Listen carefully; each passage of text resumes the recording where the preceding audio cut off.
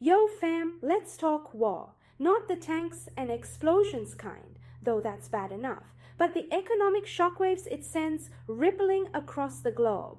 Because here's the thing, conflict doesn't just devastate the countries where it's happening, it messes with bottom line. Want to know how much a war a world away affects wallet? Buckle up, because things are about to get real, interesting. And by interesting, I mean potentially terrifying. We're talking about a domino effect, people. 1 minute, everything's chill. The next, borders are closed, sanctions are flying, and global trade is thrown into chaos. Suddenly, that morning latte, way more expensive. That new phone you wanted, back-ordered indefinitely. Stay with me, folks, because understanding this mess is the first step to fixing it.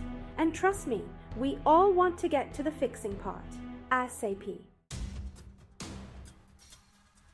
Remember that globalized world we built, the one where your sneakers come from Vietnam and your coffee beans from Colombia? Yeah, war throws a giant wrench into that system. Think about it. If a country's busy fighting, they're not exactly churning out exports. And if their ports are closed or their transportation routes are blocked, say goodbye to those sweet, sweet imports we rely on. Suddenly, we're not just talking about missing our favorite snacks, though that's a tragedy in itself. We're talking about factories grinding to a halt because they can't get the parts they need. We're talking about shortages in everything from medicine to microchips. And the worst part?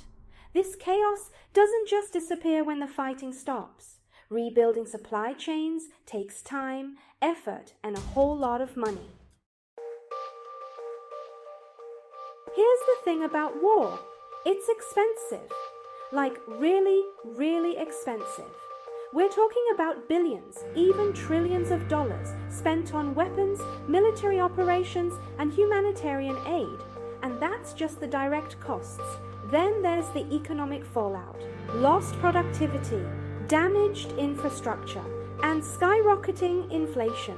Remember those expensive lattes I mentioned? Yeah, this is where that comes in. But the economic pain isn't evenly distributed. It's the most vulnerable among us, those already struggling with poverty and inequality, who get hit the hardest. War exacerbates existing inequalities, pushing more people into poverty and fueling social unrest. So, what's the takeaway from all of this? Well, for starters, that our global economy is more fragile than we like to think. A conflict halfway across the world can send shockwaves that disrupt our lives in ways we never imagined.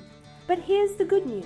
Understanding the economic ripple effect of war is the first step towards mitigating it. By investing in diplomacy, promoting global cooperation, and supporting organizations working to alleviate the humanitarian costs of conflict, we can build a more peaceful and prosperous future for everyone.